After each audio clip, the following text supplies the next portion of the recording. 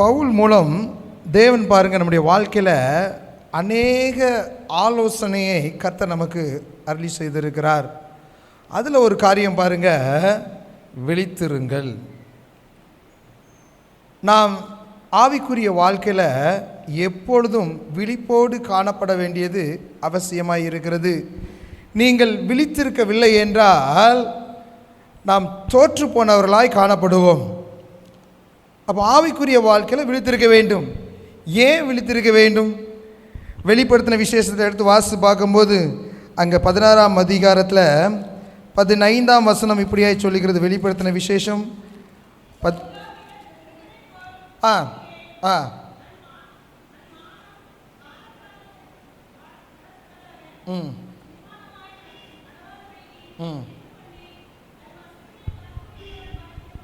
விழித்து கொண்டு தன் வஸ்திரங்களை காத்து கொள்ளுகிறவன் பாக்கியவான். அப்போ எதற்காக விழித்து கொள்ள வேண்டும்? நம் வஸ்திரத்தை நிர்வாணம் காணப்படாதபடிக்கு, வஸ்திரத்தை இழந்து விடாதபடிக்கு நம்மை காத்து கொள்ள வேண்டியது ரொம்ப ரொம்ப முக்கியம். நம்ம கிறிஸ்தவங்களாக இருப்பதனாலேயோ ஆலயத்துக்கு வர்றதுனாலேயோ சில காரியங்கள் நம்மளை மேற்கொள்ள நினச்சிடக்கூடாது. பிசாசானவன் எப்பொழுதும் தந்திரசாலியாக இருக்கிறான்.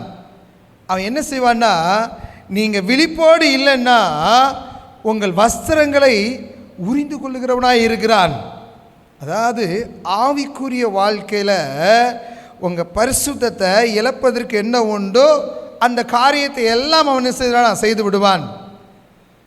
நீங்கள் யூதாக்கள் நிருபத்தில் வாசித்து பார்த்தீங்கன்னா 23ஆம் வசனம் இப்படியா சொல்லுகிறது. யூதாக்கள் நிருபத்தில் 23ஆம் வசனத்தை வாசிங்க.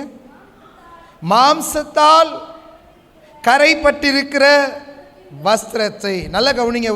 அதாவது ஒரு வஸ்திரம் எப்படி கரைப்பட்டிருக்குதான்? மாம்சத்தினால் கரைப்பட்டிருக்கிறது. இன்றைக்கு நிறைய கிறிஸ்தவங்க வாழ்க்கையில் வஸ்திரம் கரைப்பட்டவர்களாய், வஸ்திரத்தை இழந்து போனவர்களாய் இருக்கிற ஜனங்கள் தான் நிறைய. வெளியரங்கமாக சொல்லலை, ஆவிக்குரிய வாழ்க்கையில் சொல்கிறார். இன்றைக்கு அநேகருடைய வாழ்க்கையில் பாவம் என்ன செய்யுதுன்னா வஞ்சனை உள்ளது. அது ஒரு மனுஷனை என்ன செய்யணும்? தந்திரமாக ஏமாற்றி விடும், மாம்சத்தினால் கரைப்படுத்தி விடும். கலாத்தியர் 5ஆம் அதிகாரத்தில் வாசித்து பார்க்கிறோம், மாம்சத்தின் கிரியைகள் வெளியரங்கமாய் இருக்கின்றன. 17 விதமான காரியத்தை அந்த வேத வசனத்தில் வாசித்து பார்க்கிறோம். அப்போ அந்த மாம்சத்தின் செயல்பாடுகளினால் நாம் காணப்படுவோமானால் வஸ்திரத்தை இழந்து போய்விடுவோம். அதனால தான் வேத வசனம் நமக்கு சொல்லிக் கொடுக்கு, விழிப்போடு இருங்கள் அப்படின்னு சொல்லி. ஏன்னா இந்த பாவம்லாம் பார்த்துக்கோங்கன்னா எப்படின்னா, நீங்கள் எந்த வழியில் போனாலும் அந்த வகையில் உங்களை என்ன செய்யும்? அதை தொடுவதற்கு ஆயத்தமாக இருக்கும். நீங்கள் பக்தியில் போனாலும் உங்கள் பின்னால் வர்றதுக்கு ரெடியாக இருக்கும். நீங்கள் உலகப்பிரகாரமாக இருந்தாலும் கேட்கவே வேண்டாம், உங்கள் பின்னால் தான் நிற்கும். உன் பாவம் உன்னை பின்தொடரும். நீங்கள் விழிப்பாக இல்லை என்றால் விழுந்து போயவர்களாய் காணப்படுவீர்கள். ஒரு ஆலயத்தில் செய்தி கொடுத்துட்டு வரும்போது ஒரு அம்மா என்கிட்ட பேசினாங்க. அப்போ அந்த அம்மா சொன்னாங்க, தம்பி, இந்த ஆலயத்துக்கு நான் புதுசாக வந்திருந்தேன். இங்கே நான் எல்லார் இடத்துலையும் சகஜமாய் பேசுவேன், பழகுவேன். அப்பொழுது ஒரு நபரோடு நான் பேச ஆரம்பித்தேன். எங்களுக்குள்ள பேச்சுவார்த்தை நடக்க ஆரம்பித்து நீள ஆரம்பித்தது. நாங்கள் ஒரு தீர்மானத்தை எடுத்துக்கொண்டோம். கேட்ட என்ன பண்ணீங்க அப்படின்னு. அந்த அம்மா சொன்னாங்க, எனக்கு திருமணமாகி கணவன் மகள் பிள்ளைங்கள்லாம் இருக்காங்க. அவருக்கும் திருமணமாகி மனைவி பிள்ளைங்கள்லாம் இருக்கிறாங்க. இப்போ அவர் என்ன பண்ணிட்டாரு? மனைவி பிள்ளையை விட்டு வந்துட்டார். நான் கணவன் பிள்ளையெல்லாம் என்ன பண்ணிட்டேன்? விட்டுட்டு வந்துட்டேன். இப்போ நாங்கள் 2 பேரும் எப்படி இருக்கிறோம் என்றால், கணவன் மனைவியாக ஒரு வாழ்க்கை என்ன செஞ்சு கொண்டு இருக்கிறோம்? வாழ்ந்து கொண்டு இருக்கிறோம் அப்படின்னு நினச்சி பாருங்கள். எனக்கு ஒரு கணம் ஒரு மாதிரி ஆயிடுச்சு. நமக்கு எதுக்கு ஜெபம் பண்ணணும் அப்படின்ற மாதிரி ஆகிப்போச்சு. அப்போ நான் கேட்டேன், நீங்கள் என்ன தப்பு பண்ணிட்டு வந்திருக்கீங்கன்னு உங்களுக்கு தெரியுதா அப்படின்னு. அதுக்கு அது கூட தெரியல. இன்றைக்கி எப்படி இருக்குன்னா, உலகம் எப்படி இருக்குதுன்னா, எப்படியும் வாழ்ந்துக்கலாம், மனசும் மாம்சமும் விரும்பினை செய்தார்கள். நம்ம மாதிரி நம்ம மனசும் மாம்சமும் என்ன நினைக்குதோ, எதை செய்தோ அதெல்லாம் செய்கிற அளவுக்கு இன்றைக்கி கிறிஸ்தவங்களே மாறிட்டாங்க. அதனால தான் நிறைய இடத்துல பார்த்திங்கன்னா பாவம் எப்படின்னா தண்ணீர் போல பருக ஆரம்பித்து விட்டார்கள். நம்ம வாழ்க்கையில் தவறு கொஞ்சமாக இருக்கும்போது அது சரி செய்துக்கணும். பாருங்கள், கர்த்தர்கிட்ட வந்து என்ன செஞ்சிடணும்? சரி செய்து விட வேண்டும். ஆகாத சம்பாஷணை நல்ல ஒழுக்கங்களை என்ன செய்யுமா? ஆமாம், கொரிந்தியரில் சொல்கிறார்ல, ஆகாத சம்பாஷணைகள் சொற்களின் மிகுதினால், நீதிமொழிகள் 10 சொல்கிறார், சொற்களின் மிகுதினால் பாவம் இல்லாமல் போகாது. இன்றைக்கு அநேக இடங்களில் விழித்திருக்காதபடினாலே தவறான காரியங்களுக்கு என்ன செஞ்சுறாங்க? சினிமா பார்க்க மாட்டாங்க, டிவி பார்க்க மாட்டாங்க, வேறு எந்த, ஆனால் என்ன பண்ணுவாங்க? அவங்களை அறியாதபடிக்கு எங்கே தான் போய் நிற்பாங்க? பாவத்தின் வாசலை தான் போய் தட்டிக்கிட்டு இருப்பாங்க. அதனால தான் கர்த்தர் சொல்கிறாரு, விழித்திருங்கள். எப்பொழுதும் நீங்கள் விழித்திருக்க வேண்டியது அவசியமாக இருக்குது. நீங்கள் அதாவது ரோமரில் சொல்கிறார் பார்த்தீங்களா, அசதியாக இராதபடி ஜாக்கிரதையாக இருங்கள். இல்லை கொஞ்சம் டயர்ட் ஆகிட்டுங்க அப்படின்னு நினச்சா கூட பிசாசு டயர்டாக மாட்டான். நல்லா கவனிச்சுக்குவாங்க. அவன் அவங்களை என்ன பண்ணுவான்? எப்படியாவது விழத்தள்ளலாம் அப்படின்னு என்ன உண்டோ அந்த காரியத்தை அவன் என்ன செஞ்சுறான்? செய்து விடுகிறான். அதனால தான் ரொம்ப ஜாக்கிரதையாக காலத்தை கொண்டு செல்ல வேண்டியது ரொம்ப அவசியமாக இருக்குது. நம்ம நாட்களில் பார்த்தீங்கன்னா வாழ போகிறது கொஞ்ச காலம்தான். அந்த கொஞ்ச காலமும் கர்த்தருக்கு என்ன பிரியமானதோ அதை செய்து வாழ வேண்டியது அவசியமாக இருக்கிறது. ஆனால் நிறைய நேரம் என்ன பண்ணுறோன்னா, தேவனுக்கு சர்ச்சில் தான் இருப்போம், சர்ச்சில் எல்லா இதுலேயும் கலந்து கொள்வோம். ஆனால் நிறைய நேரம் என்ன ஆயிடுது? தேவனுக்கு பிரியமில்லாத காரியங்களில் என்ன செஞ்சது? மனசு என்ன செய்யுது? அப்படியே அலைப்பாஞ்சிருது பாருங்க. இதன் நிமித்தம் அவன் நம்மகிட்ட என்ன செய்கிறான்னா, உள்ளே புகுந்து நம்முடைய வாழ்க்கையை நரகமாக்கி விடுகிறான். அதனால தான் உண்மையுள்ளவைகள் எவைகளோ, ஒழுக்கமுள்ளவைகள் எவைகளோ, கற்புள்ளவைகள் எவைகளோ அதையே நாடுங்கள் அப்படின்ட்டு இருக்கு. அதையே சிந்தித்து கொண்டிருங்கள். ஒழுக்கம் எங்கே இருக்குது யோசிச்சு பாருங்களேன். நீங்கள் நிறைய இடத்துல அதெல்லாம் போய் பல வருஷம் ஆயிடுச்சு. எல்லாருமே ஒழுங்கினமாக நடக்கிற தேவனுடைய ஜனங்கள் நிறைய ஆகிப்போச்சு. வேதத்தின்படி கர்த்தர் இப்படிலாம் இருக்கணும் இப்படிலாம் இருக்கணும்னு நமக்கு சொல்லி கொடுத்தாலும் நம்ம யாராவது அதை மைண்டில் வாங்கிக்கிறோமா என்ன? யோசிச்சு பாருங்களேன். நமக்கே தெரியும் இது அவலட்சணமாக இருக்குது, இது சரியில்லை. ஆனால் அந்த ஒழுக்க கேடு நமக்கு என்ன பண்ணிடுது? நிறைய காரியங்களுக்கு நேரம் நடத்திடுது. ரொம்ப மோசம். ஒரு வீட்டுக்கு ப்ரேயருக்கு போயிருக்கும்போது அந்த வீட்டில் வாலிப பிள்ளைங்க இருந்தாங்க. ரெண்டும் பார்த்திங்கன்னா அரை ட்ரௌசர் மாதிரி அவளை தான் போட்டுக்கிட்டு நிற்கிது. இது அந்த தாய் வந்து அந்த பிள்ளைங்களுக்கு என்ன செய்யலை? சொல்லி கொடுக்க முடியல. அந்த பொண்ணு தாயால் எல்லாம் நல்லா படிச்சிருக்கிறாங்க. நல்லா கவனமாக கற்றுக்கோங்க. வீட்டுக்கு இப்படி ஒரு ஆள் வரப்போகுதுன்னு அவங்களுக்கு முன்னக்கூட்டியே தெரியும். ஆனால் அவங்க எப்படி தான் வச்சுருக்கிறாங்க? எப்படியும் எவனும் செத்து போட்டுன மாதிரி தான் அது பிசாசு என்ன செய்யுது? இப்படி தான் இருக்குது பாருங்கள். யோசிச்சு பாருங்களேன். இடர்கள் யார் நிமித்தம் வருகிறதோ அவங்களுக்கு ஐயோ. நல்லா கவனிச்சிக்கணும். நான் பார்த்துட்டேன், அவங்க எதிர்காலம்லாம் அவ்வளோ ஒன்றும் ஆசீர்வாதமாக படிப்பு இருக்குது, பணம் இருக்குது, ஆனால் என்ன இல்லை? சமாதானமோ நிம்மதியோ இல்லை. நல்லா கவனிச்சிக்கணும். நமக்குன்னு சில காரியங்களை கர்த்தர் வச்சிருக்கார். உங்களை எல்லாரையும் சுயாதீனத்துக்கு தான் கர்த்தர் அழைத்திருக்கிறார். அதில் எந்த வித மாற்றம் கிடையாது. கலாத்தியர் 5ஆம் அதிகாரத்தில் 13ஆம் வசனத்தில் ஒரு சத்தமாக வாசிங்க பார்ப்போம். கலாத்தியர் 5:13.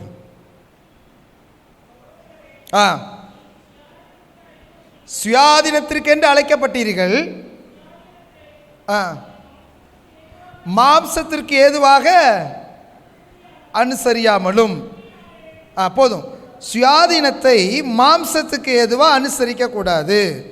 1 பேதுரு 2ஆம் அதிகாரம் 16ஆம் வசனத்தை ஒரு வாசிப்போமா? 1 பேதுரு 2:16.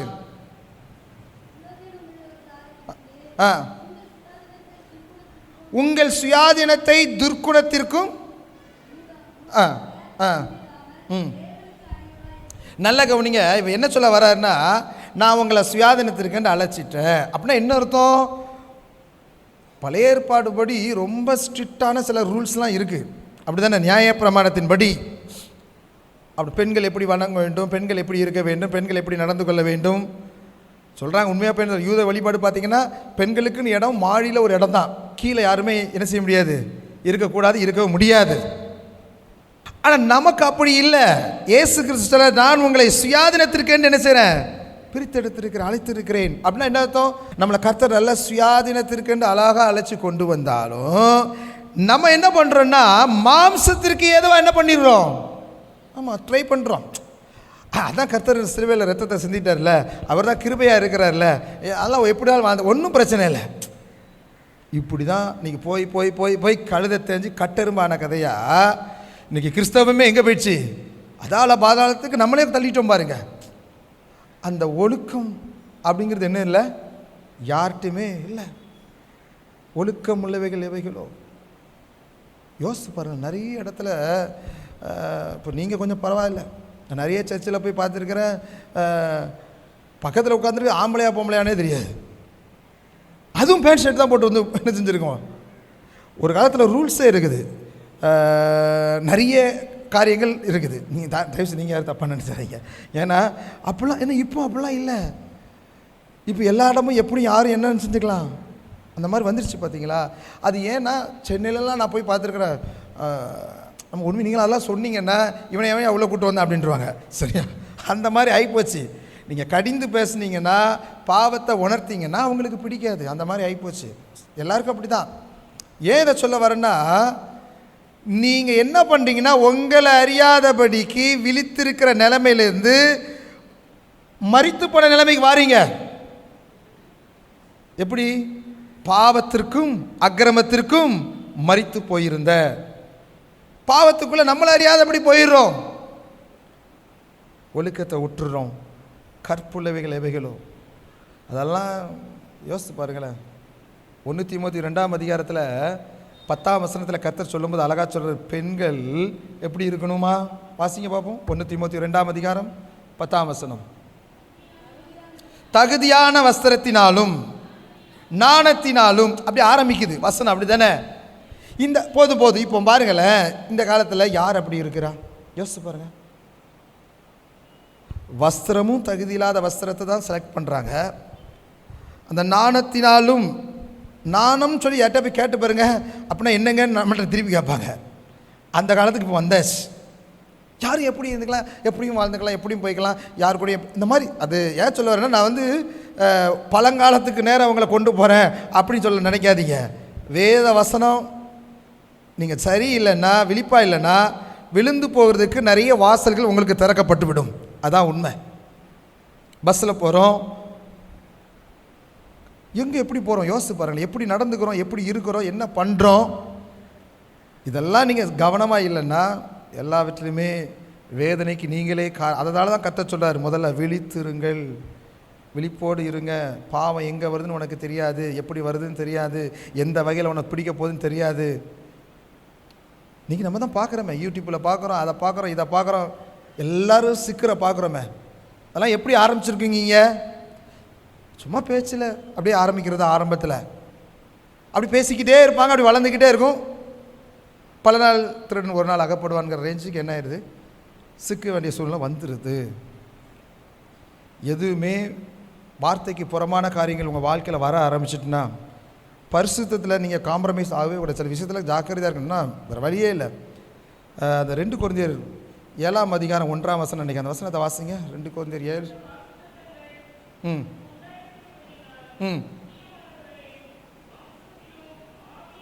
மாம்சத்திலும் ஆவியிலும் உண்டான எல்லா அசுசியும் நீங்க நம்மை சுத்திகரித்து கொண்டு பரிசுத்தமாக்குதலை தேவ பக்தியா பயத்தோடையா தேவ பயத்தோடே பூரணம். நல்லா கவனிங்க. அப்போ என்ன அர்த்தம்னா, உங்களுக்குள்ள தேவ பயம் இருக்கணும். உங்கள் மாம்சத்திலையும் ஆவியிலும் இருக்கிற அசூசியான காரியங்களை களைந்து விட்டு தேவ பயத்தோடையே உங்கள் பரிசுத்தமாக்குதலை நீங்கள் பூரணப்படுத்த வேண்டும். அப்படின்னா என்ன அர்த்தம்னா, எல்லா ஸ்டெப் பை ஒரே நாளில் எல்லோரும் பரிசுத்தமாக முடியாது. கொஞ்சம் கொஞ்சமாக நீங்கள் அதை பயந்து இதெல்லாம் விட்டு விலகணும். அப்படி அதுவும் விலகி விலகி போய்கிட்டே இருக்கணும் பாருங்கள். அப்போ தான் சரியான இடத்துல போய் சேர முடியும். இல்லைன்னா வேத வசனம் தெளிவாக சொல்லுது, உபச்சாரக்காரர்களும் வேசி கல்லர்களும் தேவனுடைய ராஜ்யத்தை சுதந்திரிப்பதில்லையே என்பதை அறிந்திருக்கிறீர்களே. இது எல்லாருக்கும் தான், எனக்கும் தான் தான். இப்போ எனக்கு மட்டும் நான் பிரசங்கம் பண்ணுறதுனால உங்களுக்கு கிடையாது போலுக்கு அப்படின்னு நினச்சிடுறாங்க. எல்லாருக்கும் அதுதான். இந்த உலகத்தில் பிறந்த கர்த்தருடைய பிள்ளைங்க எல்லாரும் எப்படி இருக்க வேண்டும் என்றால், விழிப்போடு காணப்பட வேண்டியது அவசியம். நீங்கள் ஸ்பிரிச்சுவல் லைஃப்பில் உங்கள் ஆத்மாவில் நீங்கள் விழிப்போடு இல்லை என்றால் பாவமானது உங்களை என்ன செஞ்சிடும்? மேற்கொள்ள ஆரம்பிச்சிடும். நான் அதான் சொன்னேன், நீங்கள் ஆலயத்தில் இருந்தாலும் உங்கள்கிட்ட போராடும், வெளியில் இருந்தாலும் போராடும். ஏன்னா வேத வசனம் தெளிவாக சொல்லுது, நெருங்கி நிற்கிற பாவத்தை உதறி தள்ளிவிட்டு. தூசியை உதற மாதிரி பாவத்தை உதறி தள்ளுவதற்கு நம்மளை என்ன செய்ய வேண்டும்? ஒப்பு கொடுக்க வேண்டுங்க. இல்லைன்னா என்ன ஆகும்னா, சிந்தனையிலையாவது நீங்கள் பாவம் செஞ்சிருவீங்க. என்ன பண்ணிடுவீங்க? உங்கள் சிந்தனையில் கூட நீங்கள் என்ன பண்ணிடுவீங்க? தடுமாற ஆரம்பித்து விடுவீர்கள். அப்படிப்பட்ட காலத்துக்குள்ளே நம்ம இருக்கிறாங்க. நீங்கள் நினைக்கிற மாதிரி கிடையாது. ஒரு தம்பி சர்ச்சில் இருந்து நல்ல கொயரில் இருந்தான், பாட்டெல்லாம் படிச்சுட்டு இருந்தான். திரும்பி சர்ச்சுக்கு போகாமல் போயிட்டான். அப்போ அவங்க அம்மா சொன்னாங்க, போய் என்ன செய்யுங்க, அந்த பையனை போய் பார்த்து பேசுங்க தம்பி அப்படின்னு. அவனை போய் பார்த்து பேசின உடனே, எதுக்கு சர்ச்சுக்கு வரணும்? கர்த்தர் என் ஜெபத்தையே கேட்கல, நான் ஏன் சர்ச்சுக்கு வரணும்னா, இது என்னடா புதுசாக இருக்குதே அப்படின்னு. அப்போ அவன் சொன்னால், இந்த சர்ச்சுக்கு வந்தேன், இங்கே இருக்கிற ஒரு வாலிப மகளை நான் நேசிக்க ஆரம்பித்தேன். அந்த பொண்ணை எனக்கு மனைவியாக கொடுத்துரும் ஆண்டவர். நான் ரொம்ப நாளாக ஜெபம் பண்ணிகிட்டு இருக்கிறேன். ஆனால் கர்த்தர் பாருங்க எவ்வளோ மோசமாக பாருங்க, இன்னொரு ஊருக்காரனு கொடுத்துட்டாரு, எனக்கு தரல அப்படின்னு. இதனால் நான் கோவப்பட்டுட்டு என்ன பண்ணுறதில்ல, சர்ச்சுக்கு வருது இல்லை. யோசித்து பாருங்களேன். ஏன் இதை சொல்ல வரேன்னா, நீங்கள் எந்த நிலைமையில் இருந்தாலும் பாவம் உங்களை தொடர்றதுக்கு ஆயத்தமாக இருக்கும். நீங்கள் தான் விழிப்போடு இருக்க வேண்டும். அவன் என்ன நினச்சிட்டான்னு தெரியல. சர்ச்சை வரும்போதே வசனம் அழகாக சொல்லுது, அப்படி தானே? ஆலயத்துக்கு போகும்போது உன் நடையை காத்துக்கொள், பரிசுத்த அலங்காரத்தோடு கர்த்தரை ஆமாம் தொழுது கொள்ள வேண்டும், பயபக்தியா. இதெல்லாம் இப்போ வரும் நாட்களில், இன்னும் வரும் நாட்களில் கொஞ்சம் கொஞ்சமாக இதெல்லாம் காணாமல் போகிறதுக்கு நிறைய வாய்ப்புகள் இருக்கிறது. அதை பற்றி பேசுகிற ஆட்களும் குறைஞ்சிருவோம். ஏன்னா நமக்கு எதுக்கு இந்த வம்புங்க அப்படின்ற மாதிரி வந்துடும். அப்புறம் என்ன நடக்கும்னா, எல்லா இடமும் எப்படி ஆயிரும், நிர்விசாரம் பெருகும், யாரும் எப்படி இருந்துக்கலாங்கிற மாதிரி. நீங்கள் வெளிநாட்டிலலாம் போய் பாருங்கள். நம்ம நினச்சிருக்கோம் அமெரிக்கா தேசம் கிறிஸ்தவ தேசம்னு சொல்லி. 6 மணி நேரம் தான் சர்வீஸு. எதுக்கு? கிறிஸ்மஸுக்கே. நம்ம 3 மணி நேரம் போட்டு நம்மளை என்ன பண்ணுறாங்க, அதுக்கே திணறிடுது, மூச்சு திணறிடுதுங்க. 4 மணி நேரம் உட்கார வச்சாலும் ஐயா அப்பா அம்மா எப்போ விடுவாங்க அப்படின்ற மாதிரி இருக்குது. ஆனால் அங்கே 1/2 மணி நேரத்துக்கு மேலே எதுவுமே செய்யக்கூடாது. முடிஞ்சவொடனே அவன் அப்படியே கேம்ப் போயிடணும் வண்டியை தூக்கிட்டு. அங்கே இருக்கிற உறவினர் பொண்ணு என்கிட்ட சொன்னிச்சு, நீங்கள் நினைக்கிற மாதிரி அப்படிலாம் இல்லை, எவனும் சர்ச்சுக்கு வர மாட்டான். கிறிஸ்மஸ்னால் நம்ம நினைக்கிறோம், நம்மளாம் எவ்வளோ அழகாக கிறிஸ்மஸ்லாம் அங்கே கொண்டாடுறோம். அங்கே ஒரு சில சர்ச்சஸில் மட்டும்தான் அப்படி இருக்குமா தவிர, பெரும்பாலும் சர்ச்சஸில் என்ன செய்ய மாட்டாங்கன்னா ஆராதனையே கிடையாது. எப்படின்னா இருக்கும், 1/2 மணி நேரம் தான், ரைட்டுக்கு ஏசு வந்தார், பிறந்தார், மரித்தார், எல்லாம் கிளம்புங்க அப்படின்னு கிளம்பிடுவாங்க. அவ்வளோதான், முடிஞ்சுது. பாவத்தை குறித்தோ நீதியை குறித்தோ பேச முடியாது. அப்படிப்பட்ட காலகட்டத்தில் என்ன செய்கிறோம், நம்ம வாழ்ந்து கொண்டிருக்கிறோம் என்பதை என்ன செய்யக்கூடாது, மறந்துடக்கூடாது. நீங்கள் விழிப்பாக இல்லைன்னா நீங்கள் நினச்சிடக்கூடாது, பிள்ளை அமெரிக்காவில் இருக்குது, கனடாவில் இருக்குது, ஜப்பானில் இருக்குது, எல்லா ஊரும் மோசம்தான். இவங்களுக்குள்ள பக்தி இல்லைன்னா, இவங்க விழிப்பாக இல்லைன்னா, அங்கே விழுந்து போகிறது எந்திக்கிறது யாருக்கு தெரியும்? தெரியவே தெரியாது. நீங்கள் எச்சரிக்கையாக இருக்கணும். அதனால தான் பிள்ளையானவனை நடக்க வேண்டிய வழியிலே நடத்து, முதிர் வயதிலும் கைவிடாதிருப்பான். நம்ம சிஎஸ்ஐ சபையை பொறுத்த வரைக்கும் அது ஒன்று பெருமைப்பட்டுக்கலாம். சின்ன வயசுலேயே இந்த சண்டே கிளாஸு இந்த மாதிரிலாம் எதுக்கு கொடுக்குறாங்க, பிபிஎஸ்லாம் நடத்துகிறாங்கன்னா, கொஞ்சமாவது பக்தி அவங்க உள்ளத்தில் என்ன செய்யும், நுழையும். அந்த வார்த்தை பேசும். பின் நாட்கள் அதை அவங்கள பாதுகாக்கும். பாருங்கள், அதுலேயும் வராதவங்கன்னா கஷ்டம்தான். அவங்க கர்த்தர் ரட்சித்தா தான் உண்டு. நல்லா கவனிச்சுக்கணும். விழித்திருங்கள். லூக்கா 21 அதிகாரம் 36 வசனத்தை வாசிப்போமா? லூக்கா சுவிசேஷம் 21:36. ம் ம் ம் ஆ ஆ மனுஷகுமாரனுக்கு முன்பாக நிற்க பாத்திரவான்களாக எண்ணப்படுவதற்கு எப்பொழுதும் ஜெபம் பண்ணி விழித்திருங்கள். நல்ல கவனிங்க, எப்பொழுதும் ஜெபம் பண்ணி விழித்திருங்கள். விழித்திருங்கள்னா நீங்கள் இடைவிடாமல் ஜெபம் பண்ணுங்கள். கொலோசியர் 4:2 சொல்லுகிறது, இடைவிடாமல் ஜெபம் பண்ணுங்கள். உங்கள் வாழ்க்கையில் நீங்கள் விழித்திருக்க வேண்டும் என்றால் ஒரு ஜெப வாழ்க்கையும் ரொம்ப ரொம்ப அவசியம். ஜெபம் என்பது தேவனோடு நீங்கள் பேசுகிற அனுபவம், தேவனுக்கும் உங்களுக்கும் உள்ள ஒரு தொடர்பு. இன்றைக்கி எத்தனை பேர் ஜெபத்தில் வாஞ்சையாக இருக்கிறோம், எவ்வளவு நேரம் ஜெபம் பண்ணுறோம், எவ்வளோ நேரம் தேவனுக்கு இடம் கொடுக்குறோம், யோசித்து பாருங்களேன். நம்ம நிறைய நேரம் என்ன பண்ணிடுறோம்னா 5 நிமிஷம் ஜெபம் பண்ணால் போதும், அரை மணி நேரம் ஜெபம் பண்ணால் போதும். இல்லை, வேத வசனம் மற்ற 26:40 சொல்ல 1 மணி நேரமாவது விழித்திருக்கக்கூடாதா? ஏன்? நீங்கள் சோதனைக்கு உட்படாதபடி விழித்திருந்து ஜெபம் பண்ணுங்கள். நான் சொன்னேன் பார்த்தீங்களா, உங்களுக்குள்ள சோதனைக்காரன் வந்துவிடாதபடி, உங்களுக்கு சோதனை வந்துடாதபடி விழித்திருந்து என்ன செய்யுங்க? ஜெபம் பண்ணுங்க. அதுக்கு தான் விழித்திருக்க வேண்டும். உங்கள் வாழ்க்கையில் ஒரு ஜெப ஜீவியம், இயேசு கிறிஸ்து தான் நமக்கு நல்ல மாதிரி என்று பேதுருவில் சொல்கிறாரு. அவர் எப்படிலாம் ஜெபம் பண்ணார்? மார்க் 1:35 ஜெபம் பண்ணார். அதிகாலையில் இருட்டோடு எழுந்திருச்சு ஜெபித்தார். லூக்கா 6:12 வாசித்து பாருங்க, முழுவதும் ஜெபம் பண்ணினார். அதே லூக்கா 5:7 அதெல்லாம் பார்த்தீங்கன்னா தனித்து ஜெபம் பண்ணினார். எபிரேயரில் சொல்றாரு, பலத்த சத்தத்தோடும் கண்ணீரோடும் ஜெபித்தார். அப்போ நம்முடைய வாழ்க்கையில் ஜெபம் பண்ணுறதுக்கு கற்றுக்கொள்ள நிறைய நேரம் தெய்வ சமூகத்தில் காத்திருப்பதுக்கு நம்மளை ஒப்பு கொடுக்கும்போது நீங்கள் விழித்திருக்கிறவளாய் இருப்பீர்கள். பிசாசு உங்களை என்ன செய்ய முடியாது? தொட முடியாது. அதனால் சொல்றாரு விழித்திருங்கள். 2வது சொல்றாரு விசுவாசத்தில் நிலைத்திருங்கள். விசுவாசத்தில் நிலைத்திருக்க வேண்டும். லூக்கா 18ஆம் அதிகாரத்தில் 8ஆம் வசனத்தை ஒரு வாசிப்போமா? லூக்கா 18.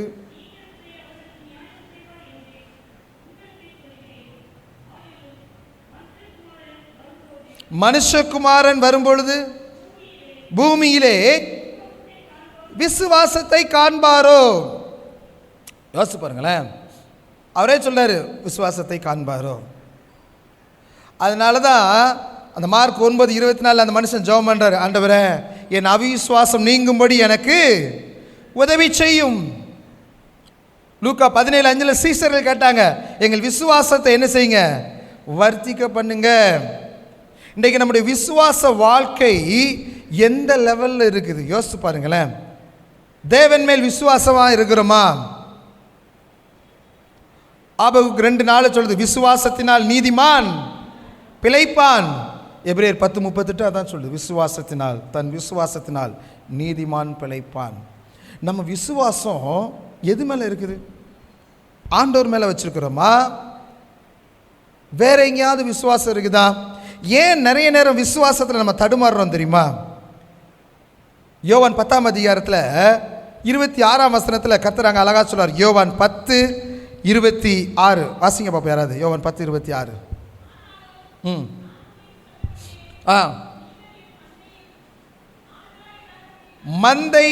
என் மந்தையின் ஆடுகளாய் இராதபடினால் விசுவாசியாமல் இருக்கிறீர்கள். நல்ல கவனிங்க. நீங்க மந்தை நாடுகளாக இல்லைன்னா உங்களுக்கு விசுவாசம் வராது. அப்படின்னா என்ன அர்த்தம்னா, இயேசு கிறிஸ்து உங்களுக்கு மேய்ப்பராய் இருக்க வேண்டும். நீங்க அவருடைய மந்தையின் ஆடுகளாய் இருக்க வேண்டும். கர்த்தர் என் மேய்ப்பராய் இருக்கிறார், நான் தாழ்ச்சி அடைகிறேன். கர்த்தர் உங்களுக்கு மேய்ப்பராய் இருக்கிறாரா? இன்றைக்கி நிறைய கிறிஸ்தவங்க பார்த்தீங்கன்னா அப்படியே 2 விதமான தோணியில் தான் என்ன பண்ணுறோம்? சவாரி செஞ்சிட்ருக்குறோம். 2 விதமான காரியங்களை தான் பயணிச்சுட்டு இருக்கிறோம். இதன் நிமித்தம் என்ன ஆகுதுன்னா, அவங்க கர்த்தரையே என்ன செய்யல, சரியா பற்றி கொள்ளவில்லை. எத்தனை பேர் இருக்காங்க கிறிஸ்தவங்களை பார்த்தா எல்லாம் நல்ல ஜெபம் பண்ணுறாங்க, எல்லா இடத்துக்கும் வராங்க, எல்லா இடத்துக்கும் கூட்டங்கள் அட்டன் பண்ணுறாங்க. ஆனால் சுயநலமாக ஒரு காரியம் வந்தால் என்ன பண்ணிடுறாங்க? எங்கும் போய் நிற்கிறதுக்கு தங்களை என்ன செஞ்சுறாங்க? ஒப்பு கொடுத்து விடுகிறார்கள். இந்த விசுவாசத்தில் போராட்டத்தில் நல்ல போராட்டத்தை போராட வேண்டும் பாருங்கள். அது ஏன் எப்படி சொல்ல வரேன்னா, நீங்கள் கிறிஸ்தவங்களாக இருந்தாலுமே கர்த்தரை தவிர நானே வழியும் சத்தியம் ஜீவனும் என்று சொன்ன இயேசு கிறிஸ்துவை தவிர நீங்கள் வேறு எந்த வழியில் நீங்கள் கர்த்தரை தேட ஆரம்பிச்சிட்டிங்களோ அப்போவுமே உங்களுக்கு பிரச்சனை ஆரம்பிச்சிருது. உங்கள் விசுவாச வாழ்க்கை விட்டு வெளியில் வாரீங்கன்னு அர்த்தம். நீங்கள் நிறைய இடத்துல கர்த்தரை மெய்ப்பனாக இல்லாதபடிக்கு எல்லாம் மெய்ப்பனாக வச்சுருக்கிறோம் பார்த்தீங்களா? அதான் பிரச்சனை. இயேசுவும் வேணும், எல்லாம் வேணுங்க. ஒரு நாள் ஒரு சர்ச்சுக்கு போகும்போது ஒரு உபதேசியார் வீட்டுக்கு போய் அது ஒரு மலை பங்கான இடம். அப்போ அவர் வீட்டுக்கு கூப்பிட்டு ஜெபம் பண்ண போனார். அவர் ரூமில், அந்த ரூமில் பார்த்தீங்கன்னா எல்லாமே இருக்குது அவர்கிட்ட. நான் கேட்டேன், ஏன் என்ன பிரதர் இப்படிலாம் வச்சுருக்கீங்க? ஒன்றும் இல்லைன்னா ஒன்றாவது காப்பாற்றாத நம்மளை அப்படிங்கிறாரு அந்த ஆள். யோசிச்சு பாருங்க, அவர் விசுவாசம் எப்படி இருக்குது? ஆமாம், எல்லா மேலேயும் விசுவாசம். இன்றைக்கி நிறைய கிறிஸ்தவங்களுக்கு அதான். அவர் மட்டும் அப்படி இல்லை. எனக்கு ஒரு நாள் கையில் இந்த தோல் ஊறல் வந்துருச்சு பாருங்கள், கையில் மட்டும் இருக்கும். அது ஒரு சில காரணத்துக்காக எல்லாமே ஒரு பேக்ரவுண்ட் இருக்கும் பாருங்கள்.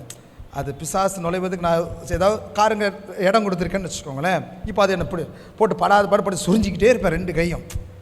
அப்போ எனக்கு தெரிஞ்ச என் ஃப்ரெண்டு ஒருத்தர் கேட்டீஸாக இருந்தார் சங்கரங்கோயில் பக்கம். இப்போ இல்லை அவர். அப்போது அவர் நான் சொன்னேன் ரொம்ப இதாக இருக்குது ஏதாவது டாக்டர். அவர் சொன்னேன், டாக்டர்லாம் ஏன் போகிறீங்க, நீங்கள் என்ன பண்ணுங்க, எண்ணெய் பாட்டில் வாங்கிட்டு வாங்க, பக்கத்தில் எங்கேயாவது வேப்ப மரம் இருந்துச்சா வேப்ப என்ன செஞ்சுருங்க, பறிச்சுட்டு வந்துடுங்க, 100 தடவை பரமனில் ஜெபம் பண்ணி கையில் அடித்தா என்ன ஆயிரும், ஊரில் நின்றும் அப்படின்னாரு. நான் சொன்னேன், இது எங்கேயும் பைபிள் அப்படி இல்லையே. நீ கிறிஸ்தவத்தில் இதெல்லாம் இருக்குது, நல்லா கவனிச்சுக்கோங்க. எவ்வளவு வேதத்தில் இல்லாத காரியம். அதை ஒரு ஊழியர் சொன்னார். ஒருத்தர் என்ன பண்ணான்னா, பையன் போராட்டத்தில் இருக்கிறான், ஒரே பிரச்சனை பண்ணுறான். பையன் சரியாகுதுக்கு என்ன பண்ணிட்டாருன்னா, வீட்டில் போராட்டம் நினச்சி எலுமிச்சப்பழம் வாங்கி 150 தடவை என்ன பண்ணிட்டாரு, பரமனில் ஜெபம் சொல்லி 50 தடவை விசுவாச பிரமாணம் சொல்லி பவர் ஏற்றுற மாதிரி ஏற்றி வீட்டில் கட்டி விட்டார். ஒரே வாரத்தில் நல்லா இருந்த பையன் ஆக்சிடெண்ட்டில் மரித்து போய்விட்டான். இன்றைக்கி எத்தனை வீட்டில் தேவையில்லாத காரியங்கள் இருக்குது. இதெல்லாம் அவிசுவாசத்துக்கு அடையாளம். நல்லா கவனிச்சுக்கோங்க. அவர் சொன்னாருங்க, இதை வச்சா வீடு நல்லாயிரும், அதை கட்டினா சரியாயிரும். இப்படிலாம் இருந்தீங்கன்னா கண்டிப்பாக உங்களை அறியாதபடிக்கே நம்ம மைண்ட் எப்படி ஆயிரும்னா அந்த அந்த விசுவாசத்தை விட்டு விலகும் பாருங்கள். ஒரு வீட்டில் முருங்கை மரம் இருந்துச்சு. முருங்கை மரத்தில் செருப்பு கட்டி தொங்க போட்டிருக்காங்க. நீங்கள் போட மாட்டீங்கன்னு நினைக்க. எதுக்கு? காய்க்கணும், எவனும் கண்ணு போட்டுறக்கூடாது. இதுக்கு என்ன எதை பயன்படுத்துகிறாங்க? செருப்பு. இப்போ உங்கள் விசுவாசம் எங்கே போயிட்டு? செருப்பில் போயிட்டு.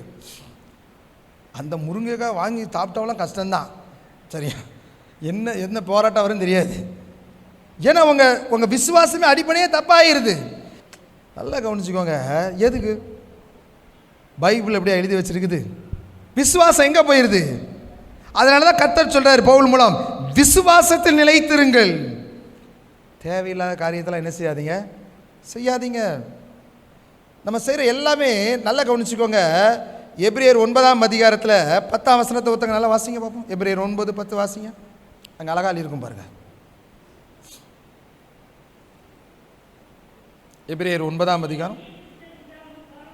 சீர்திருத்த காலம் வரைக்கும் நடந்தேறும்படி கட்டளையிடப்பட்ட போஜன பானங்களும் பலவித ஸ்நானங்களும் சரீரத்திற்கு ஏற்ற சடங்குகளுமே அல்லாமல் வேறொன்றும் இல்லை. நல்லா கவனிங்க. அப்போ அழகா சொல்றாரு, சீர்திருத்த காலம் வரைக்கும் தான் இதெல்லாம், அதையே பிடிச்சிட்டு இருக்கக்கூடாதுங்கிறாரு. இயேசு கிறிஸ்து காலத்துக்கு அப்புறம் எல்லாமே ஆவியில செய்கிற அனுபவம் தான். அதை நீங்கள் உணர்ந்து கொண்டாதான் உங்களுக்கு தெரியுமே தவிர, அதனால தான் சொல்கிறாரு. இல்லைன்னா நம்மளெல்லாம் விருத்த சேதனம் பண்ண வச்சுருப்பாங்களா இல்லையா? பண்ண வச்சுருப்பாங்களே. ஏன் நமக்கு அப்படி கொடுக்கல, அந்த கட்டளை கொடுக்கல? நீங்கள் எல்லாம் ஆவியில் தான் நீங்கள் அவ்வளோ ஃபாலோ பண்ணிக்கணும் அப்படின்ட்டாங்க, முடிஞ்சுது. அந்த காலத்தில் அந்த பிரச்சனை வந்துட்டு அப்போஸ்தலர் காலத்திலே கூட்டம் கூடுறாங்க. என்ன நம்ம எல்லோரும் அந்த பிரமாண மோச சொல்றதெல்லாம் செய்யணும் அப்படி இப்படி. அவங்க ஒரே அடியாக யாக்கோபு சொல்லிட்டார், நெருக்குண்டது செத்ததற்கும் வேசித்தனத்திற்கும் விக்கிரக ஆராதனைக்கும் விலை. இதுக்கு மேலே நம்ம பாரமான அவன் வச்சா தாங்க மாட்டான் சார், விட்டுருங்க அப்படின்ட்டேன். நம்ம என்ன பண்ணுறோம்? ஆனால் இன்னோக்கும் கிறிஸ்தவம் எப்படி போயிட்டுருக்கு யோசித்து பாருங்கள். பிடிக்க வேண்டியதை பிடிக்கலை, பிடிக்கக்கூடாத பிடிச்சிக்கிட்டு என்ன பண்ணிகிட்டு இருக்கிறோம்? பக்தி வேறாய்க்கம் பாராட்டிட்டு இருக்கிறோம். இயேசுவை விட்டுட்டோம். அவர் தான் உனக்காக ரத்தத்தை சிந்தினார், உங்களுக்காக ரத்தத்தை சிந்தினார், உங்கள் பாவங்களுக்காக, உங்கள் அக்கிரமங்களுக்காக, மீறுதலுக்காக. அந்த ரத்தம் தான் நம்முடைய பாவங்களை அக்கிரமங்களை மன்னிக்கிறது. அதுதான் நமக்கு மீட்பை உண்டு பண்ணுகிறது. ஆனால் நம்ம என்ன பண்ணிட்டோம்னா, பாரம்பரியங்களையும் சடங்காச்சாரத்தையும் பிடிச்சிக்கிட்டோம். நீங்கள் அவிசுவாசமாக போகிறதுக்கு அதுவே நிறைய உங்களுக்கு பாதையை கற்றுக் கொடுத்துரும். எத்தனை பேர் அப்படி இருக்கிறோம்? யோசித்து பாருங்க. எதில் உங்கள் விசுவாசம் போகுது? சிலுவையில் அறையப்பட்ட இயேசுவின் மேலையா, எது மேலே போகுது? இந்த குருத்தோலை ஞாயிறுலாம் வருது பார்த்தீங்களா? பனைமரத் அந்த லீஃபில் அந்த என்ன பண்ணுறோம், அந்த இதெல்லாம் பண்ணி வைக்கும் பார்த்தீங்களா அந்த கீத்தில்.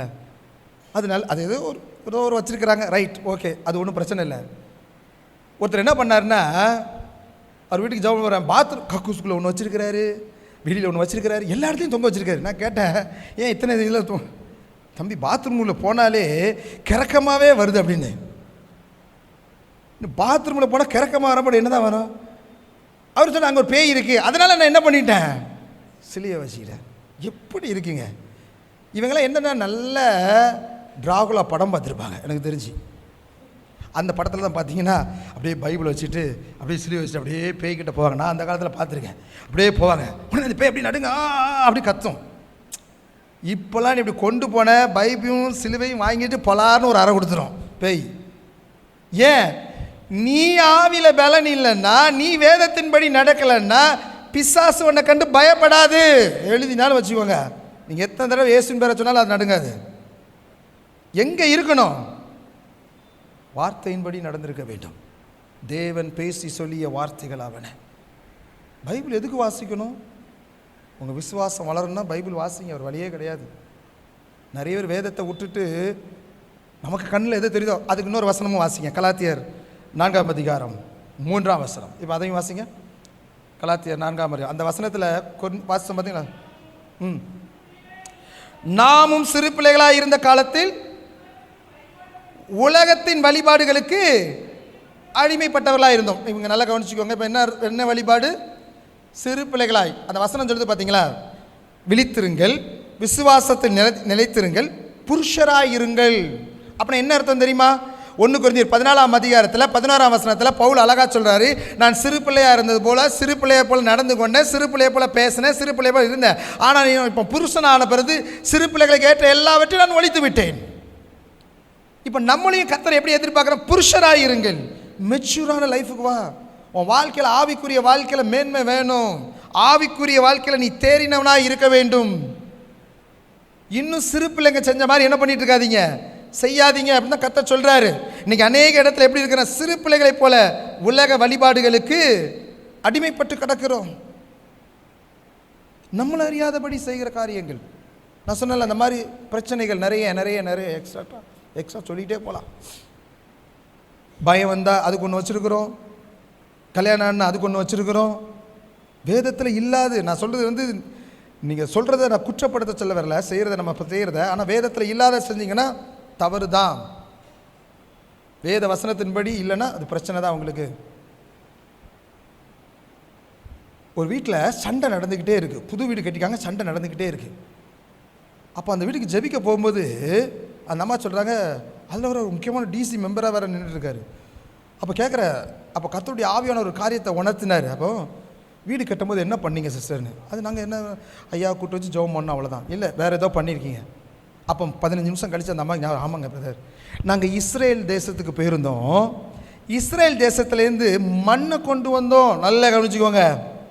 இஸ்ரேல் தேசத்துக்கு போனால் என்னெல்லாம் வாங்கிட்டு வருவீங்க? பேக்கேஜாக கொடுத்துருவாங்க. மண், ஒலிவ மரத்தில் சிலுவை, அப்புறம் கொல்கத்தா மலை கல், இதெல்லாம் நம்ம கையில் அவன் தள்ளிடுவான். யோர்தான் வாட்டர், புனித வாட்டர்னு சொல்லி நம்ம என்ன பண்ணிடுவோம், ரொம்ப புனிதம் நினச்சி நம்ம வீட்டுக்குள்ள வந்து என்ன செஞ்சிடும், இதெல்லாம் வச்சு ஆசீர்வாதம் நினச்சிக்கிட்டோம். இந்த அம்மா அதை பண்ணி என்ன பண்ணிடுச்சு, மண்ணை கொட்டி வீடை கட்டிடுச்சு. இப்போ வீட்டுக்குள்ளே ஒரே ஃபைட்டு. எப்படி நடக்காமல் இருக்கும்? அவங்களே இப்போ சண்டை போட்டுட்டு தான் இருக்காங்க. அந்த மண்ணை கொண்டு வந்து இங்கே வச்சோன்னா என்ன ஆகும்? ஸ்பிரிச்சுவலாக நீங்கள் நிறைய தப்பு பண்ணுற மாதிரி இருக்குது. எதுலேயோ கனெக்ட் ஆகிடுறீங்க. போய் ஏசுக்கிட்ட கனெக்ட் ஆக வேண்டிய மண்ணிட்ட போய் கனெக்ட் ஆகிட்டு இருக்குது. இப்படி தான் நிறைய தப்பு நடக்கும் நம்மளை அறியாதபடிக்கு. கிறிஸ்தவங்க நாள் பார்க்குறது, கிறிஸ்தவங்க நிமித்தம் பார்க்குறது, கிறிஸ்தவங்க ஜாதகம் பார்க்குறது எல்லாம் பண்ணுறோம் நம்ம. இது நிமித்தம் வேதனைகளும் போராட்டங்கள் நமக்கு என்ன செய்ய ஆரம்பிச்சிடும், பெருக ஆரம்பிச்சிருங்க. நீங்கள் இயேசு கிறிஸ்துவை ஆவியில் தொழுது கொள்ளாமல் வேறு எந்த வகையில் தொழுது கொட்டாலே நீங்கள் விசுவாசத்தும் விலகி போகிறீங்க, உலக வழிபாடுகளுக்கு அடிமையாகிடுறீங்க. உண்மையாக இல்லையா? நான் சொல்லுது தப்பாக நினச்சிக்கங்க. நானும் ஒரு இந்து குடும்பத்திலேருந்து வந்ததுனால தான் எனக்கு இதை தைரியமாக சொல்ல முடியுது. அந்த வசனத்தை வாசித்தனால தான். நானும் நிறைய இடங்களுக்கு போயிருக்கேன். என்னைக்கு இயேசுவை அறிந்து கொண்டனோ, என்னைக்கு வேதத்தை அறிந்து கொண்டனோ, அன்னைக்கு தான் இதெல்லாம் நான் ஸ்டாப் பண்ணேன். என் கல்யாணத்தில் பார்த்தீங்கன்னா மனைவி ஃபோட்டோ இருக்கும்போது ஒருத்தர் ப்ரெசென்ட் பண்ணும்போது ஜீசஸ் ஃபோட்டோவும் சேர்த்து ப்ரெசென்ட் பண்ணிட்டார். அதில் இருக்கும் பின்னால் அப்படியே இயேசு கிறிஸ்து அப்படியே ஆசீர்வதிக்கிற மாதிரி. இது நான் கவனிக்கலை. ஒரு ஊழியக்காரர் எங்கள் வீட்டுக்கு வரும்போது சொன்னார், தம்பி நீங்களே கற்பனையை பற்றி பேசும்போது நீங்களே இப்படி பண்ணலாமான்னாரு. நான் என்னடா பண்ணியிருக்கோன்னு பார்த்தா அன்னைக்கு தான் கவனிச்சேன், என்ன அறியாதபடி என்ன இருக்குது, தேவையில்லாத காரியங்கள் இருக்குது. அது என்னங்க இயேசு நீங்கள் ஒரு நடிகர் அழகாக சொல்கிறாரு, ஏன் ஃபோட்டோவை உங்கள் வீட்டில் வைக்காதீங்கிற. அவர் யாருன்னா இயேசு மாதிரி நடித்தவர். அவர் சொல்கிறாரு, ஏன் ஃபோட்டோ வச்சு எவ்வளோ கும்பிட்டுருக்காங்க, எவ்வளோ சொன்னாலும் கேட்க மாட்டேங்க அப்படின்னு. இங்கே எத்தனை பேர் அப்படி பண்ணிகிட்டு இருக்கோம் யோசித்து பாருங்கள். தயவுசெய்து தப்பாக நினச்சிங்க, என்ன அதிக பிரசங்கியாக பேசுகிறானே அப்படிலாம் நினச்சாதீங்க. உங்களை அறியாதபடிக்கு நீங்கள் தவறான காரியத்தில் இருக்கிறீங்கன்னு இன்றைக்கி கர்த்தருடைய ஆவியானவர் உங்களுக்கு சுட்டி காட்டுறாருன்னு நீங்கள் நினச்சிக்கிட்டீங்கன்னா நீங்கள் தப்பிச்சிட்டீங்க. உண்மை அதுதாங்க. எப்படி இருக்கணும், ஆவியோடும் உண்மையோடும். பாட்டு அழகாக இருக்குது. கல்லும் மண்ணும் என் கடவுள் அல்ல, கையின் சிற்பம் என் தேவன் அல்ல. கையின் சிற்பம் எங்கெல்லாம் இருக்குது, ஓவியம் எங்கெல்லாம் இருக்குது, சர்ச்சுக்குள்ளேயே இருக்குது. யோசித்து பாருங்க எப்படி பண்ணிகிட்டு இருக்கோம். இதுதான் நான் முதலே சொன்னேன், உலக வழிபாடுக்கு அடிமையாகாதிருங்கள். அது யார் ஃபோட்டோங்க, அதில் இயேசுவே கிடையாதுங்க. யாரோ ஒரு ஆள், அவர் போஸ் கொடுத்துருக்காரு, அவ்வளோதான். அந்த ஆள் இருக்காரா செத்தாரானே தெரியாது. இப்போ செத்து போன ஆளாக இருந்தால் அந்த ஃபோட்டோ வச்சிங்கன்னா என்ன அர்த்தம்? நீங்கள் அந்த செத்து போன நபரை கும்பிட்டுட்டீங்கன்னு அர்த்தம். ஆவியான தேவனுக்கு ரூபம் ஒன்றும் இல்லை, ரூபம் ஒன்றும் இல்லையால் சர்வம் ஒன்றும் இல்லைன்னு அழகாக பாட்டு படிக்கும். நம்ம தான் அந்த தப்பை பண்ணுறோம். எழுப்புதல் எப்படி வரும், எப்படி உங்கள் ஜெபம் கேட்கப்படும்? நான் அப்படிலாம் பேசுகிறேன், மறுபடியும் சொல்கிறேன், தப்பாக நினச்சிக்காதீங்க. ஏன் சொல்ல வரேன்னா, ஆவிக்குரிய வைராக்கியம் இருக்கணுங்க. நம்ம சபையை பார்த்து அவங்கள்ட்ட ஆவி இல்லை அப்படி சொல்லவே கூடாது. நம்மகிட்ட எப்படி ஆவி இல்லாமல் போவோம்? நம்ம ஆவி கேட்டபடி நடந்து கொண்டா உங்களை பார்த்து உலகமே பயப்படுங்க. அதான் உண்மை. உலகத்தை கலக்கிறவர்கள் அப்போஸ்தலர் 17 சொல்கிறார், இங்கே வந்திருக்கிறார். எப்படி அவங்கெல்லாம் எப்படி வணங்குனாங்க, அவங்க எப்படி கர்த்தரை தேடினாங்க? அதுதாங்க கர்த்தர் இன்றைக்கி நம்மகிட்ட எதிர்பார்க்குறாரு. நம்ம எவ்வளோ ஜெபம் பண்ணி ஏன் அப்படி ஸ்டாப் ஆகுதுன்னா, எங்கேயோ ஒரு இடத்துல பிரச்சனை. யோவான் 15:7 வாசித்து பாருங்க. நீங்கள் என்னிலும் என் வார்த்தை உங்களிலும் நிலைத்திருந்தால் நீங்கள் கேட்டுக்கொள்வது எதுவோ அப்பொழுது அது உங்களுக்கு செய்யப்படும். எப்போ செய்யப்படும்? அவர் வார்த்தை உங்ககிட்ட இருக்கணும். என்ன வார்த்தை? யாத்திராமத 20 கற்பனை இருக்குது, என்னை அன்றி உனக்கு வேறே தேவர்கள் உண்டாயிருக்க வேண்டும். உபாகம் 4 எடுத்து வாசித்து பாருங்க. எந்த ஒரு ஆண் உருவமும் எந்த ஒரு பெண் உருவமும் பூமியில் இருக்கிற எந்த ஒரு மிருகத்தின் உருவமும் உண்டாக்காதபடி எச்சரிக்கையாயிருங்கள். நம்ம தான் உருவாக்கி வச்சிருவோமே, உருவத்தை உருவாக்கி வச்சிருவோம். எப்படி கர்த்தர் ஏற்றுக்கொள்வார்? இன்றைக்கி இதெல்லாம் நீங்கள் ரீகரெக்ட் பண்ணதுக்காக நான் எந்த வீட்டுக்கு போனாலும் தைரியமாக சொல்லுவேன், அந்த வீட்டில் இந்த மாதிரி பிரச்சனை இருந்தால் இதுக்கு நீங்கள் கீழ்ப்படியாது உங்களுடைய இஷ்டம். ஆனால் சொல்ல வேண்டியது என்னுடைய கடமை. கர்த்தர் ஏன்ட்ட என்ன செய்வார்? கணக்கு கேட்பார். அதனால் சொல்லிடுவேன், இதெல்லாம் ஜாக்கிரதையாக இருங்க. வேதத்தில் நீங்கள் உபாகம் 4 17 வாசித்து பாருங்கள். பைபிளில் அப்படி இல்லைன்னா நான் இதை வச்சுட்டு நான் ஊழியத்தை விட்டு வெளியே போயிடுறேன். நான் நிறைய தைரியமாக சொல்லியிருக்கேன். ஏன்னா அப்படி செஞ்சுட்டோன்னா என்ன ஆகும்னா, அதில் ஒரு காட்ஸ் ப்ரெசன்ஸை உங்களால் ஃபீல் பண்ணவே முடியாது. மந்தமாக தான் இருப்பீங்க. நல்லா கவனிச்சுக்கோங்க.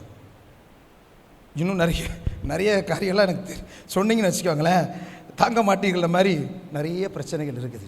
நிறைய பிரச்சனைகள். ஐயோ, நம்ம கிறிஸ்தவத்தை நம்ம பண்ணுற நம்ம சிஎஸ்சிங்கிற நம்ம பண்ணுற தவறு நிறைய காரியங்கள் இருக்குது. எக்கச்சக்கமான தவறு.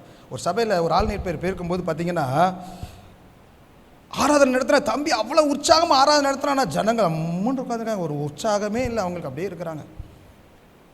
பிரசங்கம் உயிரை கொடுத்து பிரசங்கம் பண்ணாலும் அப்படி தான் இருக்காங்க. என்னடா பிரச்சனைன்னா, அப்போ தான் ஒரு காரியத்தை கர்த்தர் உணர்த்தினார். மரித்து போன ஒரு நபருடைய ஒரு இது உள்ளே இருக்குது அப்படின்னு. நான் இப்போ அந்த நபர்கிட்ட கேட்டேன், இந்த சர்ச்சில் ஏதாவது பண்ணாங்கன்னா, அப்போ அந்த எல்லோரும் போனப்பறம் அந்த கோயில்கிட்டையார் சொன்னார், ஆமாங்க இந்த தூண் இருக்குல்ல, இந்த சர்ச்சை எக்ஸ்டெண்ட் பண்ணும்போது இங்கே ஒரு கலரை இருந்துச்சு, யார் கலர்னே தெரில, நாங்கள் பேசாட்டி இடித்து என்ன பண்ணிட்டோம், அப்படியே சர்ச்சை அந்த கலரையோட சேர்த்து எக்ஸ்டெண்ட் பண்ணிட்டோம் அப்படின்னு. இதெல்லாம் நான் சொல்கிறது உங்களுக்கு நம்ப மாதிரி இருக்கா? ஆனால் நம்பி தான், அதான் உண்மை. சில காரியங்கள் சில ப்ரெசன்ஸை எடுத்துரும். கிறிஸ்துவுக்குள்ளே மறித்தாலும் பரவாயில்ல, அதெல்லாம் வெள்ளக்காரங்கள்லாம் நிறைய இருக்கிறாங்க. யாருக்கு தெரியும்? ஒரு ஊழியக்காரர் ஒரு சாட்சி சொன்னார். ஒரு நாள் அவர் சபையில் இப்படி பிரசங்கம் பண்ணும்போது வெளியிலேருந்து வர்ற மக்கள்லாம் பார்த்தீங்கன்னா உற்சாகமாக வராங்க. சர்ச்சுக்குள்ள வந்து அவ்வளோ தூங்கிடுறான்.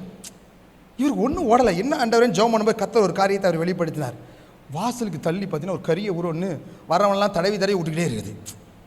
நல்லா கவனிங்க. உள்ளே வந்தானே தூங்கிடுறான், வெளியில் உற்சாகமாக வாரான். உனக்கு என்னன்னு பார்த்தீங்கன்னா அது சொல்லுதான், எப்போ என்ன இங்கே தானே போய்ச்சிருக்காங்க, நீ ஏன் என்ன டிஸ்டர்ப் பண்ணுற அப்படிங்கிறா அந்த ஆவி. எப்படி இருக்குது பார்த்தீங்களா? இப்படிலாம் நிறைய நடக்கும். ஏன் சொல்ல வரேன்னா, இது நான் சொல்கிறது கொஞ்சம் ஓவர் டோஸ் மாதிரி தான் இருக்கும். ஆனால் நீங்கள் அது எந்த அளவுக்கு விளங்கிக்கிறேன் எனக்கு தெரியாது. நீங்கள் விழிப்போடு ஜாக்கிரதையாக விசுவாசத்தில் நிலைச்சில்லாமல் புருஷராக இருக்க வேண்டிய கேட்டகரியில் இருக்க வேண்டியவங்க குழந்த மாதிரி இருக்கிறதுனால தான் எல்லாத்தையும் நம்ம ஏற்றுக்கொண்டு நம்ம கேள்வி கேட்காமல் இருக்கிறனால தான் நிறைய பிரச்சனைகள் என்னது உருவாக ஆரம்பித்து விடுகிறது. ஆவிக்குரிய வாழ்க்கையில் தெளிவுள்ளவர்களாக இருங்கள், திடன் கொள்ளுங்கள். வசனம் சொல்லுது உபத்திரம் வரும். யோவான் 16:33 சொன்னார், இந்த உலகத்தில் உங்களுக்கு நீங்கள் திடன் கொள்ளுங்கள். யோசித்து பாருங்கள், திடனாக இருக்கும். பிரச்சனை இல்லாத வாழ்க்கை யாருக்குமே கிடையாது. அதுக்காக ஏசு என்னை கைவிட்டார், ஆலயத்தில் வந்து என்ன கிடச்சிது, எவ்வளோ நாள் ஜெபம் பண்ண ஒன்றும் நடக்கலை அப்படின்னு திரும்பியா போக முடியும்? கிடையாது. உபத்திரத்தின் கொகையில் உன்னை தெரிந்து கொண்டார். வசனம் அழகாக இருக்குது. அநேக உபத்திரங்கள் வழியாய் தேவனுடைய ராஜ்யத்தை கண்டடைய வேண்டும். அப்போஸ்தலர் 14:22 சொல்கிறாரு. நம்ம எப்படி வாழ்ந்துட்டுருக்குறோம்? உபத்திரம் வேண்டாம், அது வேண்டாம், இது வேண்டாம், எப்போவுமே ஆசீர்வாதம் வேண்டாம். எப்படி? வசனம் தெளிவாக சொல்கிறேன். திடன் கொள்னா என்ன அர்த்தம்? உனக்கு பிரச்சனை வரும், ஆனால் நான் உன் கூட இருக்கிறேன், அந்த பிரச்சனையிலேருந்து உடனே நான் என்ன செய்வேன்? விடுவிப்பேன். எல்லாவற்றுக்கும் உங்கள் காரியங்கள் எல்லாம் என்ன செய்யணுமா? அன்போடு செய்யப்பட வேண்டும். தேவ அன்பினால் நிறைஞ்சி ஒவ்வொரு காரியத்தை என்ன செய்யுங்க. அதில் தான் கர்த்தருடைய வல்லமையை பார்க்க முடியும், கர்த்தருடைய கிரியையை பார்க்க முடியும். அன்பே பிரதானம். இன்றைக்கி அன்பு தான் முக்கியம். நேரம் டைம் ஓவர், சரியா? நேரம் முடிஞ்சிருச்சு. நிறைய காரியங்கள் சொல்லிக்கிட்டே இருக்கலாம், ஆனால் அந்த வசனத்தை மட்டும் சொல்லிட்டேன், சரியா? எபேசியர் 5:16 கடைசியாக சொல்லுது, காலத்தை என்ன செய்யுங்க? பிரயோஜனப்படுத்தி கொள்ளுங்கள். இயேசுவுக்காக வாழணும், அவருக்காக ஊழியம் செய்யணும், அவருக்காக நடந்து கொள்ளணும். மனசு நடத்துங்க. உங்கள் வாழ்க்கையில் கர்த்தர் இருக்கிறத பார்க்க முடியும். அப்படிப்பட்ட ஒரு கிறிஸ்தவ வாழ்க்கையில் தான் அவன் பிரகாசிக்கிறத உங்களால் என்ன செய்ய முடியும்? பார்க்க முடியும். எப்படியும் வாழ்ந்துக்கலாம், நம்ம செய்கிற இழுப்புக்கெல்லாம் கர்த்தரும் நம்ம கூட வருவார் நீங்கள் நினச்சிட்டிங்கன்னா கண்டிப்பாக வரமாட்டார். நீங்கள் ஏமாந்து போகிறீங்கன்னு அர்த்தம். அதனால் விழித்திருங்கள், உங்கள் வாழ்க்கையில் விசுவாசத்தில் நிலைத்திருங்க, திடன் கொள்ளுங்கள், புருஷராக இருங்கள், அன்போடு காரியங்களை நடப்பிக்கிறவர்களாய் காணப்படுங்கள். தேவன் உங்களோடு கூட இருந்து உங்களை நினைச்சுவார், நடத்துவார். கண்களை மூடுவோமா? இருந்த வண்ணமாய் எல்லாரும் கண்களை மூடி கர்த்தர் நம்மோடு கூட பேசின இந்த நல்ல வார்த்தைக்காய் தெய்வ சமூகத்தை ஒப்பு கொடுப்போம். ஆண்டவரே, என் வாழ்க்கை நான் எப்பொழுதும் விழித்திருக்கிறவனாய் நான் காணப்பட வேண்டும், விழித்திருக்கிற ஒரு மகனாய் மகளாய் காணப்பட வேண்டும். என் வாழ்க்கையில் நான் கர்த்தாவே விசுவாசத்தை நான் விட்டுறக்கூடாது, அந்நிய காரியங்களை நான் கற்றுக்கொள்ளக்கூடாது, அந்நியர்களைப் போல நாங்கள் நடந்துடக்கூடாது, அந்நிய வழிபாடுகள் அந்நிய காரியங்கள் எங்களுக்குள்ளே வந்துடக்கூடாது. நான் விசுவாசத்தில் நிலைத்திருக்க வேண்டும். புருஷராக நான் இருக்கணும் ஆண்டவரே, மாம்சத்தின்படி இருக்கக்கூடாது. நான் புருஷராக இருக்க வேண்டும், பலவீனமானவனாக இருக்கக்கூடாது. என்னை பலப்படுத்தும் என்று சொல்லி கேளுங்க. உபத்திரவத்தை தாங்க சகிக்க எனக்கு கிருபை தாரும் என்று சொல்லி கேளுங்க. எல்லாவற்றுக்கும் மேலாக நான் அன்பினால் நிறைந்து காரியங்களை செய்கிற மகனாக இருக்க வேண்டும் என்று சொல்லி கேளுங்க. காலத்தை நான் பிரயோஜனப்படுத்திக் கொள்ள எனக்கு கிருபை தாரும் என்று சொல்லி கேளுங்க. கர்த்தர் உங்கள் ஒவ்வொருவரையும் நடத்துவார். அன்பின் பிதாவே, இந்த நல்ல வேலைக்காக நன்றி செலுத்துகிறோம். கர்த்தாவே, இந்த நாளிலும் கர்த்தாவே உடைய வார்த்தையை சொல்லத்தக்கதாக எங்களுக்கு கொடுத்த நல்ல பலனுக்காய் மக்கள் நன்றி செலுத்துகிற ராஜா. ஆம் தகப்பனே, சத்தியத்தையும் அறிவீர்கள், சத்தியம் உங்களை விடுதலையாக்கும் என்று சொன்னவர். கர்த்தாவே, ஒவ்வொருவரையும் தொட்டு இன்றைக்கு சத்தியத்துக்கு நேராக உடைய பிள்ளைகளை திருப்புவீராக. ஒவ்வொருவரும் ஆவிலே அனலாய் மாறி அநேகருக்கு பிரயோஜனமுள்ள பாத்திரங்களாய் மாறட்டும். நீர் அப்படியே செய்து விட்டபடினாலே உமக்கு ஸ்தோத்திரம். அப்பிரயோஜனமான பாத்திரம் செய்ய வேண்டிய கடமை மாத்திரம் நாங்கள் செய்திருக்கிறோம். குறைவேதை இருப்பினும் தயவாய் மன்னியும். இயேசு கிறிஸ்துவின் நாமத்தில் ஜெபிக்கிறோம் நல்ல பிதாவே. ஆமென், ஆமென்.